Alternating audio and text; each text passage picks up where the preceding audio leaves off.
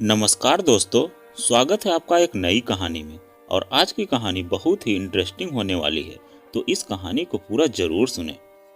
शादी से पहले रेनू के मन में हजार तरह के डर बैठे थे कि सास का आतंक कैसा होगा, ससुर का खौफ कैसे होगा, नंदों का डर और देवर जेठ से घबराहट कैसे होगा।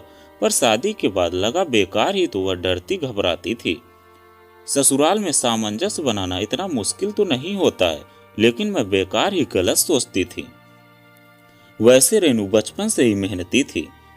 शादी हुई तो जैसे सबको खुश करने का उसमें एक जुनून सा सवार हो गया। सबसे पहले जागना और सबसे बाद में सोना। सास नंदों के हिस्से के काम भी उसने खुशी खुशी अपने सिर ले लिए थे। जब रोजमर्रा की जिंदगी में यह हाल था तो मधु कविता की शादी का क्या आलम होता। रात जागकर उनकी चुनरिया सजाने में मेहंदी रचाने तक का काम भी रेनू ने ही किया। औरों के लिए मधु और कविता की शादी 3-4 दिन की दौड़ धूप भले ही हो, पर रेनू के लिए महीनों की मेहनत थी। एक एक साड़ी का फाल टांकने से लेकर पेटीकोट और ब्लाउज तक उसी ने सिले थे। चादरें, तकिया और मेजपोश जो उसने भेंट में दिए, उनको भी जोड़ ले तो सालों की मेहनत हो गई। पर रेनू को देखिए तो चेहरे पर कहीं सिकन नहीं है। सहजता से अपनापन बांटना, सरलता से देना, सुंदरता से हर काम करना आदि रेनू के बिल्कुल अपने मौलिक गुण थे। मधु रेनू की हम उम्र थी, इसलिए उससे ज्यादा दोस्ती हो गई। रेनू की आड़ में मधु खूब मटरगश्ती करती, सहेलियों के साथ गप्पे लड़ाती, फिल्में देखती और रेनू उसे डांट पड़ने से बचा लेती।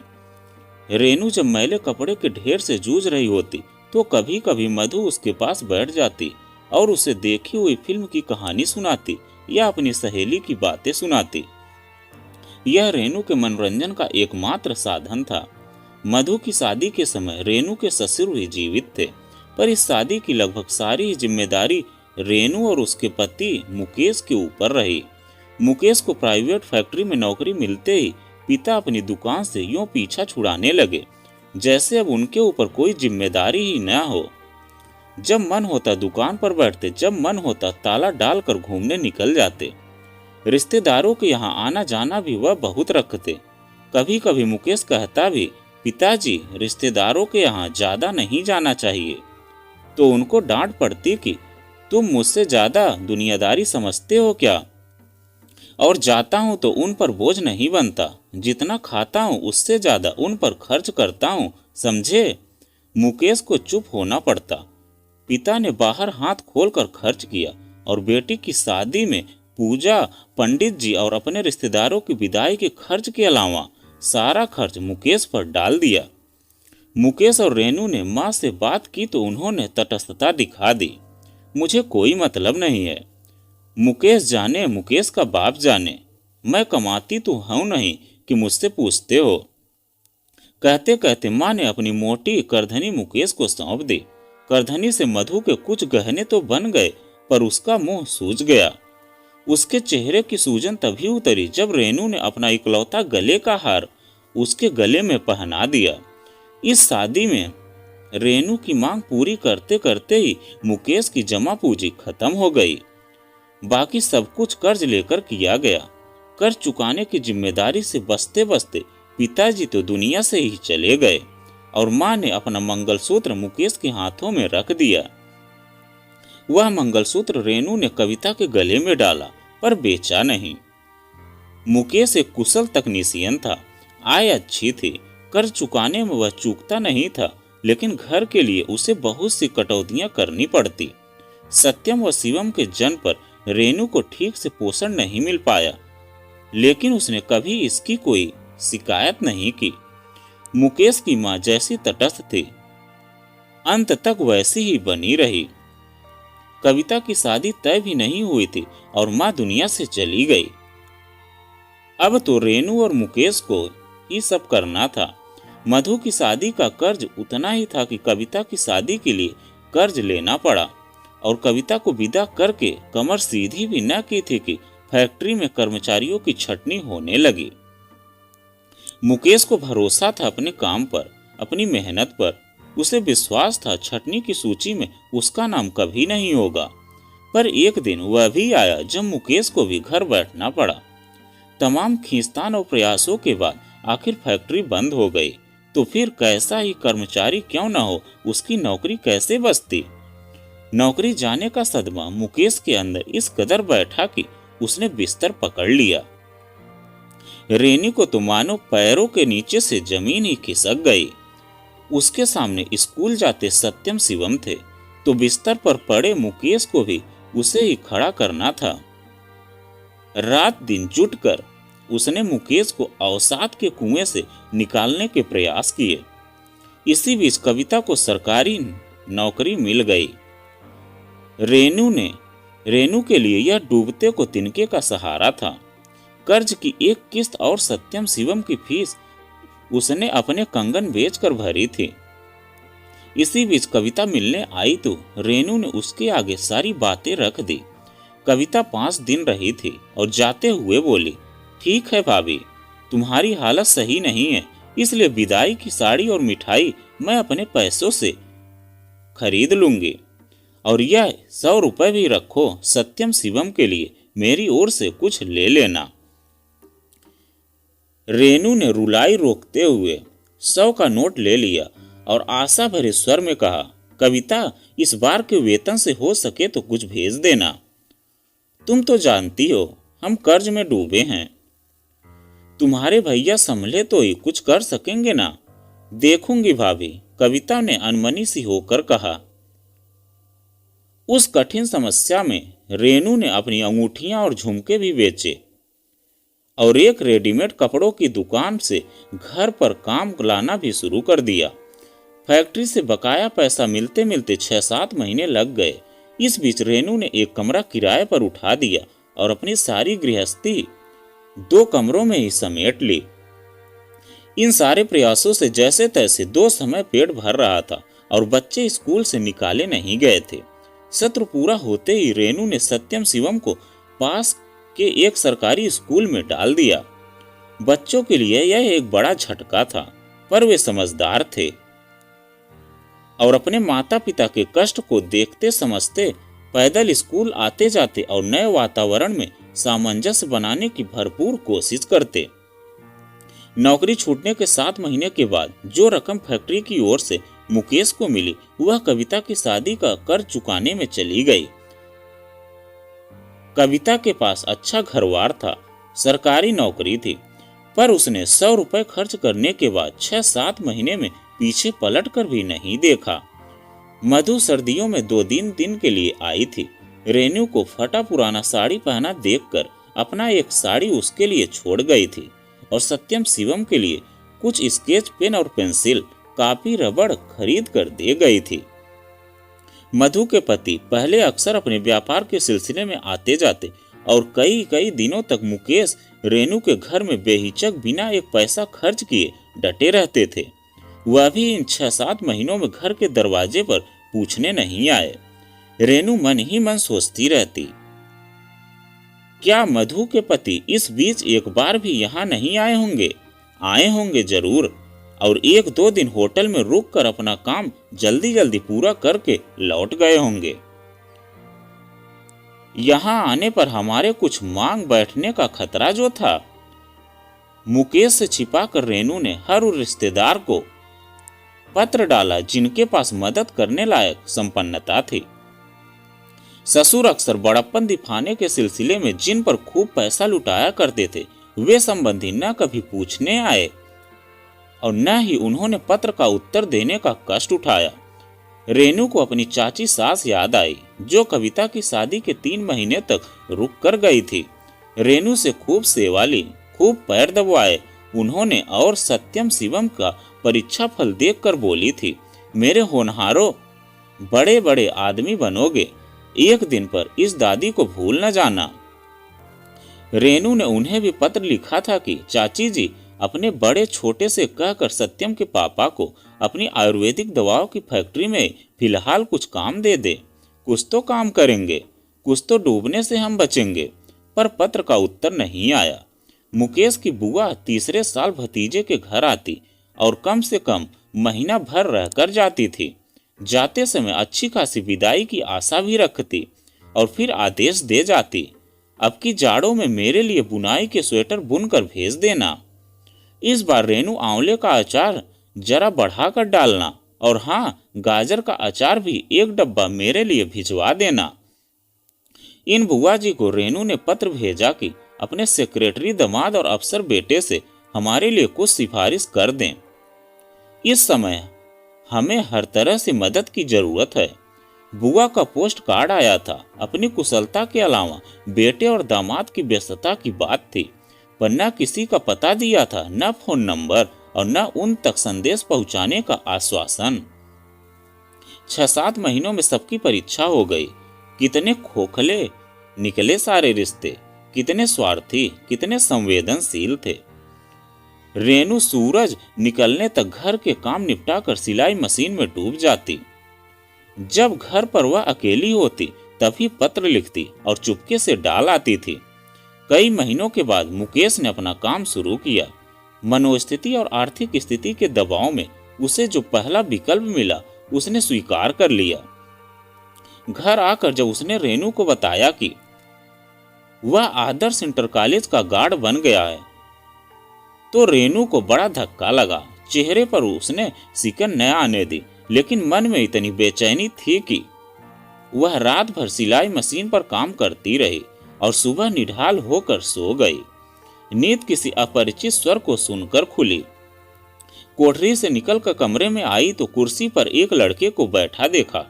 तख्त पर बैठे मुकेश के चेहरे पर चिंता की रेखाएं गहराई हुई थी। रेनू, यह आदित्य है, छोटी बुआ की ननद की देवरानी का बेटा है। बीएससी की प्राइवेट परीक्षा देगा यहीं से। रेनू चौंकी। यहीं से मतलब आपके घर से? वह लड़का यानी आदित्य बिना हिचकिचाहट के बोला। रेनू पर रात की थकान हावी थी। उस पर सारे रिश्तेदारों द्वारा दिल खट्टा किया जाना वह भूली नहीं थी। उसका पति 3000 रुपए के लिए गार्ड बना, सारे दिन खड़ा रहे और रिश्तेदारों के रिश्तेदार तक हमारे घर को मुफ्तखोरी का अड्डा बना लें। पहली बार उसने महसूस किया कि खून खौलना किसे कहते हैं। तुम्हारी परीक्षा में तो लंबा समय लगेगा क्यों? रेनू ने तीखी दृष्टि से आदित्य की ओर देखा। हाँ, 1 महीना रहूंगा। तुम्हें हमारा पता किसने दिया? आपकी बुआ सास ने, लड़का रौब से बोला। उन्होंने कहा कि मेरे मायके में आराम से रहना, पढ़ना और परीक्षा देना, तुम्हें कोई परेशानी नहीं होगी। उन्होंने हमसे तो कुछ नहीं पूछा था। भला महीने भर कोई मेरे साथ घर में रहेगा तो मुझे परेशानी कैसे नहीं होगी? 1.5 कमरे में हम 4 लोग रहते हैं, और बुआ जी ने तो तुमसे यह भी नहीं कहा होगा कि मेरा भतीजा और उसका परिवार भूखों मरने की हालत में है। वह क्यों कहेंगे? उनके लिए भतीजे का घर एक आराम फरमाने की जगह है बस। लड़का अवाक सा रेनू को देख रहा था। मुकेश भी विस्मित थे। उसने रेनू का यह रूप पहले कभी नहीं देखा था। वह सोच ही रहा था कि रेनू उठकर अंदर चली गई। थोड़ी देर में रेनू चाय लेकर आई और आदित्य के चाय खत्म करते ही बोली, सुनो आदित्य, हम खुद बहुत परेशानी में हैं। हम तुम्हें अपने साथ 1 महीने तो क्या 1 दिन भी नहीं रख सकते हैं। मुकेश उठकर अंदर चला गया और आदित्य उलझन में भरा हुआ रेनू को देख रहा था। रेनू उसे इस तरह अपनी तरफ देखते ही थोड़ी पिघल उठी। बेटा, तुम पढ़ने लिखने वाले बच्चे हो, अभी हमारी परेशानियों और कष्टों को क्या समझोगे? पर मैं हाथ जोड़ती हूँ, तुम अपने रहने खाने की व्यवस्था कहीं और कर लो। और आदित्य को उठकर जाना पड़ा। उसके जाते ही मुकेश रेनू के पास आकर बैठा और बोला, रेनू, मुझे तुमसे यह उम्मीद नहीं थी, पर यह जरूरी था मुकेश। हम सत्यम शिवम की रूखी रोटी में क्या कटौती कर सकते हैं? क्या बुआ हमारी स्थिति नहीं जानती? मैंने उन्हें पत्र लिखा था, उन्होंने उत्तर तक नहीं दिया। तुम्हें भी समझना चाहिए कि मौके पर सब कैसे बच रहे हैं। मदद को कोई नहीं आया और न ही कोई आएगा। तुम नाराज क्यों होते हो? नाराज नहीं हूं, मैं तो यह कह रहा हूं कि तुमने कितनी सरलता से सुलझा दिया मामला, वरना हम पर नए सिरे से कर्ज चढ़ना शुरू हो गया होता। नहीं मुकेश, अब ऐसा नहीं होगा। कि जो चाहे चला आए और पैर पसार कर पड़ा रहे। अच्छा, अगर बुआ लड़ने आ गई तो क्या करोगी? जो मुझे करना चाहिए वही करूंगी। पहले प्यार से समझाने की कोशिश करूंगी, नहीं समझेंगी तो अपनी बात कहूंगी। अपने बच्चों की माँ हूं, उनका भला बुरा तो मैं ही देखूंगी। मुकेश, हमें छटनी करनी होगी, अपने परायों की छटनी। दूर के रिश्तेदार ही नहीं, पास वालों को भी तो आजमा कर देखा है। बुआ क्या दूर की रिश्तेदार होती हैं? या चाची या मामी? ऐसे लोगों से आगे अब मैं रिश्ता नहीं निभा पाऊंगी। तुमने जितनी कठिन परिस्थितियों में मेरा साथ निभाया है, इसके बाद तो मैं यही कहूंगा कि तुम लाख में एक हो, क्योंकि मेरे गार्ड बन जाने पर भी तुमने कोई खराब प्रतिक्रिया जाहिर नहीं की। यह थोड़े दिन की बात है मुकेश, वहां गेट पर खड़े खड़े ही तुम निराश नहीं होना, सोचना कि क्या क्या संभव है, कहां कहां तुम्हारी योग्यता का उपयोग हो सकता है, उसके अनुसार प्रयास करना। देखना एक दिन तुम जरूर सफल होगे और हमारी गाड़ी फिर से पटरी पर आ जाएगी। मुकेश गार्ड की ड्यूटी देने के बाद बचे समय में उपयुक्त नौकरी के लिए भागदौड़ भी करता रहता। रेनू और बच्चों का पूरा सहयोग उसे मिल रहा था। मुकेश और रेनू की कमाई के साथ किराए का पैसा जोड़कर फैक्ट्री के वेतन का आधा भी मुश्किल से हो पाता। पर बच्चों की दुर्दशा नहीं होगी, उन्हें इतना विश्वास हो गया था। तभी एक दिन घर के आगे एक चमचमाती कार दिखी और उससे मधु उतरी। रेनू ने लपक कर मधु को गले लगाया और पूछा, कार कब खरीदी? मधु का मुंह फूला हुआ था। अंदर जाते ही वो भैया पर बरस पड़ी। तुमने मेरी भी नाक कटा कर रख दी। अपनी तो खैर कटाई ही कटाई, कैसे कट गई तुम्हारी नाक? मुकेश ने आश्चर्य से पूछा। अरे क्या जरूरत थी तुम्हें उस स्कूल में गार्ड बनने की? जानते हो वहां मेरे चाचा ससुर का पोता पढ़ता है।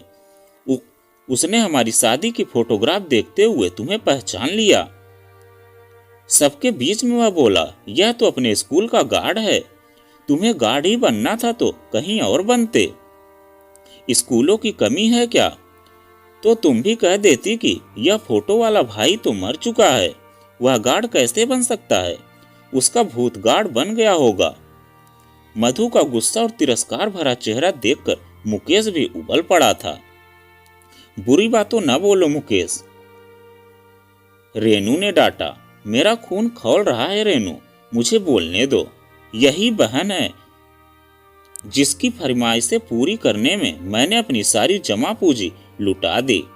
आज मेरा पैसा मेरे पास होता तो काम आता कि नहीं? पिताजी ने अपनी जिम्मेदारी मेरे सिर डाल दी और इसे भी शर्म नहीं आई। मधु, तुम बड़ी इज्जतदार हो तो अपने घर में रहो, मुझ गरीब के घर क्यों आती हो? अब जाकर कह देना अपने रिश्तेदारों से कि मेरा भाई मर गया है। मधु भाई की आंखें तरेर कर देख रही थी। भाभी समझा लो भैया को। आंखें तरेर कर मधु बोली, अब मुझे ज्यादा गुस्सा न दिलाएं। अब भी तुम गुस्सा दिखाने की बेशर्मी करोगी मधु? रेनू ने आश्चर्य से कहा। सब रिश्तेदार आजमाए और परखे हैं मैंने, कठिन समय में सब झूठे निकले। पर तुमसे मेरा मन इतना अंधा मोह रखता था कि तुम्हारी सारी बेरुखी के बावजूद भी मैं तुमसे कभी नाराज नहीं हो पाई। इतने लंबे संघर्ष और कष्ट के बावजूद तुम्हारे भैया ने कभी तुम्हें नहीं कोसा और तुम ही यह भाषा बोल रही हो। अभी तो तुम्हारे भैया ने ही कहा था, अब मैं भी कह रही हूं कि समझ लो हम मर गए तुम्हारे लिए, समझी? जितना तुम अपनी विदाई में फुकवाओगी उतने में हम अपने बच्चों के लिए नए कपड़े और जूते खरीद लाएंगे। सारी कटौती मेरे बच्चों के लिए क्यों हो? अब बैठी बैठी मुंह बाए क्या देख रही हो? यहाँ से उठो और अपनी कार में बैठो, अपने घर जाओ और इज्जतदारों की तरह रहो। हम गरीबों को अपना रिश्तेदार समझो ही मत। मधु पैर पटक कर बड़बड़ाती हुई चली गई। मेरी बला से भाड़ में जाओ सब, भीख मांगो दरवाजे दरवाजे जाकर, यही बाकी रह गया है। निश्चिंत रहो, तुम्हारे दरवाजे पर मांगने नहीं आएंगे। मुकेश अंदर से चीखा। शांत हो जाओ मुकेश, अच्छा हुआ कि हमारा अंधा मोह टूट गया। देख लिया अपनों को, अपनी प्रतिष्ठा के आगे उन्हें हमारा पेट का भी कोई महत्व नहीं दिखता। हम भूखे मर जाए पर उनकी इज्जत न घटे। अच्छा है कि अपने परायों की छटनी हो रही है। उठो, तुम्हें आज इंटरव्यू देने जाना है। नहा धोकर तरोताजा हो जाओ। अगर यह नौकरी तुम्हें मिल गई तो साथ ही रूठी हुई बहन भी मिल जाएगी। टूटे हुए रिश्तों की डोरियां अगर जुड़ती भी हैं तो उनमें गांठ पड़ जाती हैं। तुमने इतने लंबे समय तक मुझ में कुंठा की गांठ नहीं पड़ने दी। अब दूसरी गांठें भी बात मान लो। नहीं करूंगी, मेरे लिए तुमसे बढ़कर कोई नहीं है। तुम खुश रहो, मेरे बच्चे खुशी रहें, मैं बस यही चाहती हूँ और मैं हमेशा इसी कोशिश में लगी रहूंगी। तुमने इस गार्ड का मन सुकून से भर दिया है और अब इसका मन बोलता है कि यह कल के दिन से फिर नई जगह पर नए सिरे से तकनीशियन होगा। अपने हुनर और मेहनत के बलबूते आत्मविश्वास और आत्मसम्मान से भरा पूरा। तथास्तु, यह कर कर रेनू ने वरद मुद्रा बनाई और मुकेश मुस्कुराता हुआ इंटरव्यू के लिए तैयार होने लगा। और फिर मुकेश ने इंटरव्यू दिया और उसका सिलेक्शन भी हो गया और वह फिर से अच्छी नौकरी करने लगा और फिर अपने परिवार के साथ सुख से रहने लगा। हमारे दुख में कोई रिश्तेदार साथ नहीं देते हैं, उनकी असलियत एक न एक दिन सामने जरूर आती है। साथ देते हैं तो केवल अपने परिवार के सदस्य। तो दोस्तों, यह कहानी आपको कैसी लगी कमेंट में लिखकर जरूर बताइएगा। अगर आप हमारे चैनल पर नए हैं तो प्लीज चैनल को सब्सक्राइब कीजिएगा और वीडियो को लाइक कीजिएगा। तो चलिए मिलते हैं एक नई कहानी के साथ में एक नए वीडियो में।